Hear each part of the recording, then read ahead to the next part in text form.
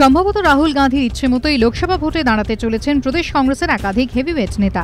সূত্রের খবর, কংগ্রেসের প্রার্থী তালিকায় দেখা যেতে পারে প্রদীপ ভট্টাচার্য, আব্দুল মান্নান, মানস ভূঁইয়াদের নাম।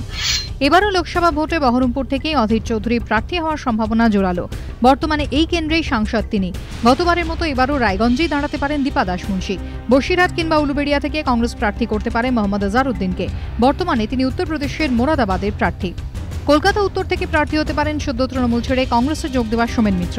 ঘাটাল থেকে প্রার্থী হতে পারেন মানস ভূঁইয়া। বর্ধমান, দুর্গাপুর কিংবা আসানসোল কেন্দ্র থেকে ভোটে লড়তে পারেন প্রদীপ ভট্টাচার্য। শ্রীরামপুর থেকে প্রার্থী হতে পারেন আব্দুল মান্নান। কৃষ্ণনগর থেকে কংগ্রেস প্রার্থী করতে পারে শঙ্কর সিংহকে, যদি এখনও তিনি রাজি হননি বলেই সূত্রের খবর। মুর্শিদাবাদ কেন্দ্র থেকে ফের লড়তে পারেন বর্তমান সাংসদ মান্নান হোসেন। এবারও মালদার 2 আসনই গনি পরিবারের হাতে। মালদা উত্তর থেকে প্রার্থী হতে পারেন মৌসুম বেনজির নূর। বর্তমানে এই কেন্দ্রেরই সাংসদ তিনি।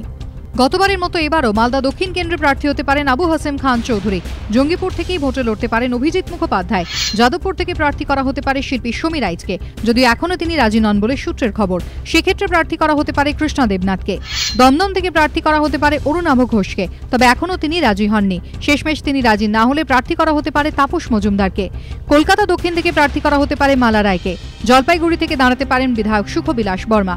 বালুরঘাট থেকে ভোটে লড়তে পারেন ওম প্রকাশ মিশ্র। আলিপুরদুয়ারে প্রার্থী হতে পারেন জোসেফ মুন্ডা। কোচবিহার থেকে দাঁড়াতে পারেন কেশব রায়। জয়নগরে প্রার্থী করা হতে পারে অর্ণব রায়কে। মথুরাপুর লোকসভা কেন্দ্রে প্রার্থী হতে পারেন মনোরঞ্জন হালদার। হাওড়া থেকে দাঁড়াতে পারেন সনাতন মুখোপাধ্যায়।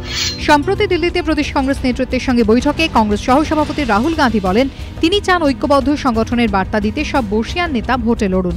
এতে নিচু স্তরের কর্মীরা উজ্জীবিত হবেন। এ ব্যাপারে তিনি কোনো অজুহাত শুনবেন না। লোকসভা ভোটে প্রাক্তন ফুটবলার ভাইচুং ভুটিয়াকে পাহাড়ে প্রার্থী করেছে তৃণমূল। ঘোষণার 24 ঘন্টা কাটতে না কাটতেই তৃণমূলের প্রার্থী বাছাইকে তীব্র ভাষায় আক্রমণ করল মোর্চা। বৃহস্পতিবার গোর্খা জনমুক্তি মোর্চার সভাপতি বিমল গুরুং মন্তব্য করেন, তৃণমূল ভাইচুং ভুটিয়াকে দার্জিলিংয়ের প্রার্থী করে জোকার বানিয়েছেন। কিছুদিন আগে মমতা বন্দ্যোপাধ্যায়ের সঙ্গে কথা হয়েছিল, তিনি বলেছিলেন ভাইচুংকে সিকিম থেকে প্রার্থী করবেন, কিন্তু আলোচনা ছাড়াই দার্জিলিং থেকে প্রার্থী করা হলো তাঁকে। তৃণমূল নেত্রী বলেন এক, করেন এক।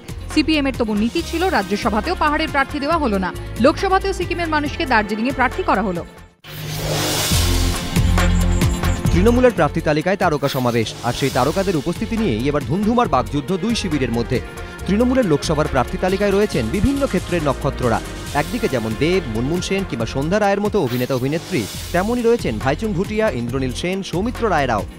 কিন্তু ঘোষণার 24 ঘন্টা কাটতে না কাটতেই এই নক্ষত্র খচিত তালিকা নিয়ে শুরু শাসক বিরোধী বাকযুদ্ধ।